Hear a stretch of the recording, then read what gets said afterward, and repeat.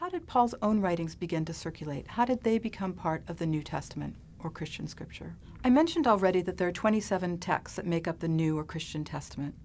You might well wonder, how were these chosen? Was there a council of bishops, a moment of decision when Christians decided that 27 books were to make up the New Testament? For that matter, was there a moment when Jews decided definitively which texts made up the Jewish scriptures, which Christians, as we discussed, often called the Old Testament? No. But we do have some sense of early Christian debates over the topic of what Christian texts were authoritative for communities. I'm going to give you 5 examples of these debates very briefly. The first comes from the late 2nd century and the Syrian writer Tatian. He wrote a text or compiled a text called the Diatessaron. You can tell perhaps from the Greek etymology that that means through 4. So he took the 4 gospel traditions and made them into one gospel. He created a harmony of the gospels. This tradition was later rejected. The second example comes from Eusebius, who was writing in the late 3rd, early 4th century. He became bishop of Caesarea, and he worked, so he claims, for the Emperor Constantine.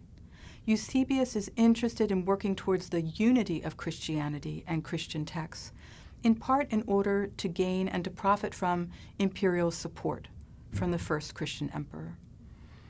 In his History of the Church, written in the early 4th century, Eusebius talks about early Christian debates about what texts are recognized. In this section of his work, he lists many of the texts that are now part of the New Testament. What may be surprising is that Eusebius' list doesn't just include accepted books or rejected books in early Christianity. He offers, in fact, 3 different categories of books. The first are books that are recognized. He mentions that 4 Gospels are recognized. He mentions also that Paul's letters are recognized, that Acts is recognized, that the epistles of John, of Peter, and as well the text of Revelation, if it seems desirable, he writes. The second category of Christian texts that Eusebius offers in the early 4th century is disputed texts. He mentions the Epistle of James, the Epistle of Jude, and the second Epistle of Peter, as well as letters called 2nd and 3rd John, texts that are now included in the Christian Testament. And the third category of texts he refers to are those that are not genuine. He names the Acts of Paul, the Shepherd of Hermas, the Apocalypse of Peter, the letter of Barnabas, the Didache, also known as the teaching of the 12 apostles, and he mentions Revelation there as well. He, in addition, mentions writings which are put forward by the heretics under the name of apostles, containing gospels such as those of Peter and Thomas and Matthias, and some others besides, or acts such as those of Andrew and John or the other apostles. Eusebius and other Christians at this time were motivated to stabilize the contents of their scripture because the Emperor Constantine had expressed his wishes to order 50 volumes of Christian scriptures. Yet we can wonder what went into these volumes. Did Revelation, for example, fit in, given that it falls into 2 categories, both the accepted Christian scriptures and the not genuine texts? A third example comes from Athanasius from Alexandria, who lived in the 4th century. He was bishop in this Egyptian city, but he was a very controversial figure, many times exiled. In 367, he wrote a letter about what constitutes the divine writings in general, that is, the texts of the Jewish scriptures and the Christian ones, that he calls the New Covenant. In it, Athanasius mentions a list of books that is equivalent to the Bible that Christian Protestants have today. The tone of Athanasius' letter makes it clear that not everyone agreed with his list. He writes against those whom he calls heretics, people whom he argues are trying to lead others astray. Athanasius argues that nothing secret, apocryphal, should be included in the canon. And at the end, he talks about books that are not canonized, that's his precise terminology, but that are useful for instruction for those who want to pursue godliness. That is, he does give some credence to texts that are used for training catechumens or those interested in Christianity. These texts include the Wisdom of Solomon, the Shepherd of Hermas, and the Didache, or teachings of the 12 apostles. Athanasius was probably the first to use the term canon, but some Christians writing after Athanasius don't necessarily agree with him. Cyril of Jerusalem and Gregory Nazianzen leave Revelation out of the canon, for example.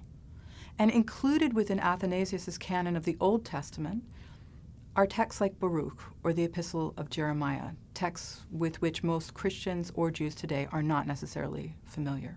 The fourth example of early Christian discussions of canon comes from a text called the Muratorian Fragment. It was likely originally a list at the beginning of a set of scripture. Some would argue that it's the oldest existing list of sacred books in the New Testament, maybe written in Rome or environs. We're missing the first part of the Muratorian Fragment, and it includes texts of the New Testament that we know today, but it mentions texts that we may not be familiar with, Paul's letter to the Laodiceans, for example, and Paul's letter to the Alexandrians. The writer of the Muratorian Fragment says that these were forged in Paul's name for the heresy of Marcion. The writer also names letters which are not received into the church, as he claims Jude and the 2 letters of John, which are in the current New Testament. So if we think about the Muratorian Fragment, we can consider that this is a list that both contains writings that we're familiar with in the New Testament and mentions additional writings as well. We can also finally think about 4th and 5th century Bibles, that is, codices. Let me remind you of one we've already talked about, Codex Sinaiticus, the 4th century codex found at the monastery of St. Catherine on Mount Sinai, that once had the entire Bible within it. We can say that within it the entire New Testament as we have it today has survived, but we need to remember that this codex also included as sacred writings, as scripture, the Epistle of Barnabas, and a large part of the Shepherd of Hermas. These pieces of evidence help us to see that even in the 4th century, the question of the canon of the New Testament was complicated. We could ask, when did the New Testament canon close? When was it finalized? But a better framework, one that does more justice to the richness of early Christian sources, is to think in terms of scriptural practices, the term that David Brackey gave us. That is, and I'm going to quote his words now, we should not imagine that religious groups always move chronologically from openness to fixity in their use of scriptural collections, but that they can oscillate between these 2 poles. And he writes also, we should not think about a single plot line leading to the seemingly inevitable telos of the closed canon of the New Testament.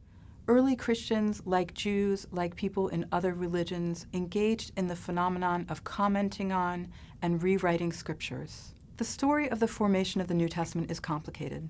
Often the historical stories we tell are simple ones, in simple lines. For example, we might say, everything was pure and unified at the origins of a religion, but then as time wended its way forward, everything devolved into chaos.